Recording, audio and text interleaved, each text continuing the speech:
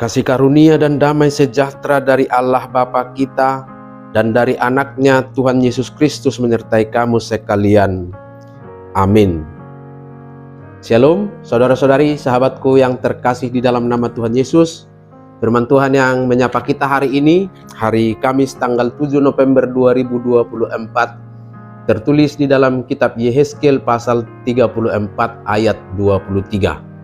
Mari sahabatku semua kita simak dan renungkan firman Tuhan yang menjadi kekuatan dan inspirasi untuk menjalani hari ini demikian. Aku akan mengangkat satu orang gembala atas mereka yang akan menggembalakannya, yaitu Daud hambaku. Dia akan menggembalakan mereka dan menjadi gembalanya.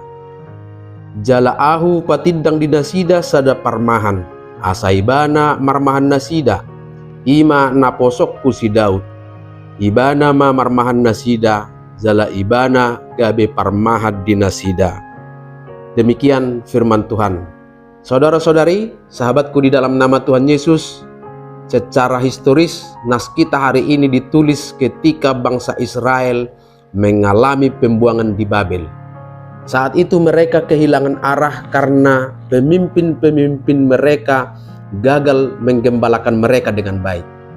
Jadi nas ini ditulis jauh setelah masa Daud dan Saul.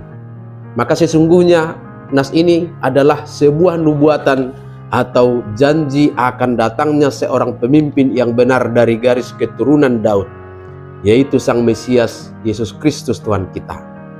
Dalam sejarah Israel, Daud adalah simbol dari pemimpin yang takut akan Tuhan, berbeda dari pemimpin-pemimpin Israel yang sering mengabaikan tugas mereka sebagai gembala. Ketika Tuhan berkata, "Aku akan mengangkat satu orang gembala atas mereka," Dia menjanjikan seorang gembala yang bertanggung jawab, yang akan menggantikan para pemimpin-pemimpin yang gagal. Jadi meskipun secara historis pergantian dari Saul kepada Daud adalah contoh konkret tentang bagaimana Tuhan memilih pemimpin sesuai kehendaknya, nas ini juga merujuk pada sosok gembala yang sejati dan yang sempurna yang akan datang di kemudian hari menggenapi janji Tuhan kepada Daud dan umat Israel, yaitu Yesus Kristus, Sang Gembala yang baik yang akan menuntun kita kepada kehidupan kekal. Dalam kehidupan kita saat ini, kita juga dapat merefleksikan nas ini dalam konteks ketika kita sedang berada pada fase persiapan pilkada serentak dan gereja sedang memasuki fase periodisasi kepemimpinan. Kita diyakinkan tentang peran Tuhan Allah dalam menentukan siapa yang menjadi gembala yang akan dipilihnya untuk tugas-tugas di pemerintahan daerah dan juga di lembaga gereja. Tuhan akan memilih bagi kita gembala yang benar-benar takut akan Tuhan. Tetapi kita juga harus sadar bahwa Tuhan memakai setiap orang yang memiliki hak suara, baik di dalam pelaksanaan pilkada dan juga dalam periodisasi kepemimpinan di gereja, supaya dengan hikmat dari Tuhan memilih pemimpin daerah dan pemimpin gereja yang benar-benar menjadi gembala yang dapat meneladani Kristus. Doa dan pilihan kita harus sejalan dengan kehendak Tuhan, sehingga kepala daerah dan pemimpin gereja yang terpilih adalah benar-benar pilihan Tuhan.